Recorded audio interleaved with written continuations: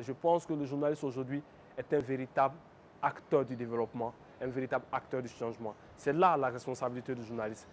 Il s'agit de préparer la conscience collective à un double changement de mentalité et de comportement. Ça peut être un migrant économique, on a l'habitude de le dire, ça peut être un migrant politique, ça peut être un migrant social. Mais peu importe le statut du migrant, c'est quelqu'un qui quitte son pays pour aller vers un autre pays à la recherche d'un monde meilleur. L'Occident, il y a 20 ans, était un Eldorado. Mais aujourd'hui, avec les crises, avec les différentes situations conjoncturelles auxquelles l'Occident doit faire face, il reste évident que l'Occident n'est plus ce qu'il a été ou n'est plus ce qu'il devrait être pour ces jeunes. Donc, les gens y vont parce qu'ils sont dans une quête perpétuelle d'un avenir meilleur. Ils sont dans une quête perpétuelle d'un développement certain. Ils y vont parce qu'ils veulent s'exprimer. Le chemin pour y arriver est une chose.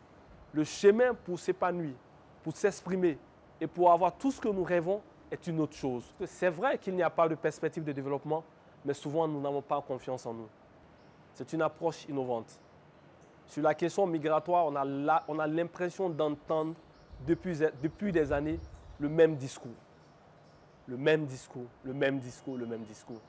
Mais aujourd'hui, à travers cette approche, un gym donnait l'opportunité à des journalistes maliens de voir cette question migratoire sous un autre angle, de sortir des sentiers battus. Il faut que nous arrivions à convaincre les gens et à leur faire comprendre qu'on peut rester ici en Afrique et surtout ici au Mali et réussir.